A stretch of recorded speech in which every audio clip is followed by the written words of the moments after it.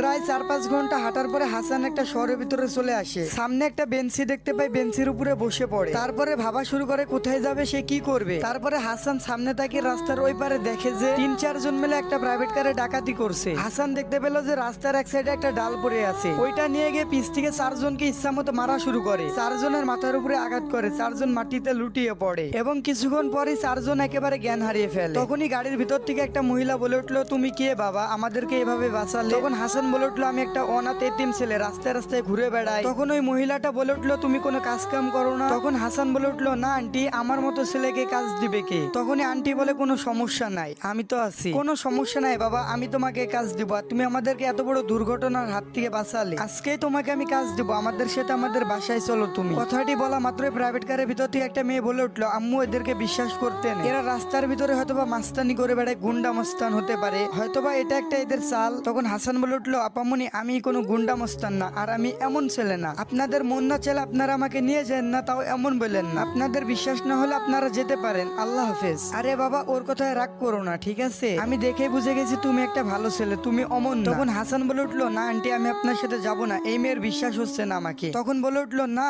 দূর পাগল, ওইটা আমার মেয়ে, ও একটু রাগী, ওর কথায় কিছু মনে করো না, ওর নাম অরু, তবে ও একটা খুবই ভালো মেয়ে। তুমি এত কথা বলো কেন বাবা, তুমি আমাদের গাড়িতে উঠে বসো, আর একটা কথা শুনতে চাই না আমি। তখন হাসান বলে উঠলো, আচ্ছা ঠিক আছে আন্টি, উঠতেছি। তারপরে হাসানকে নিয়ে তাদের বাসায় তারা পৌঁছে যায়। তারপরে হাসান তার আন্টিকে বললো, এটাই কি আপনাদের বাসা? আন্টিতে বললো, এটাই আমাদের বাসা। আন্টি, এটা তো কোনো বাসা নাই, এটা একটা রাজপ্রাসাদ, পুরা তাজমহল।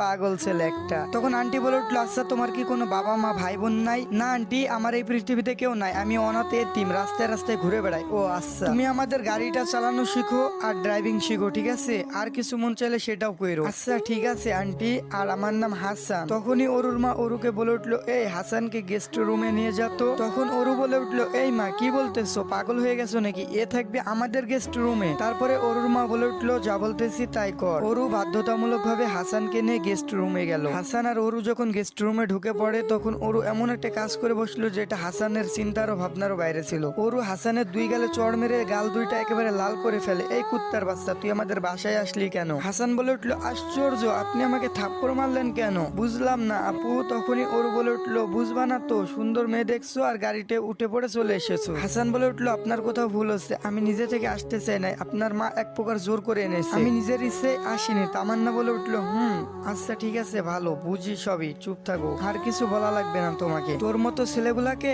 আমার খুব ভালো করে চেনা আছে। অরু রাগান্বিত হয়ে রুম থেকে বেরিয়ে যায়। তখন হাসান মনে মনে ভেবে বলে, যাই হোক না কেন, সহ্য করতে হবে, এখান থেকে আমাকে কিছু একটা করতে হবে। বাসার যে যাই বলক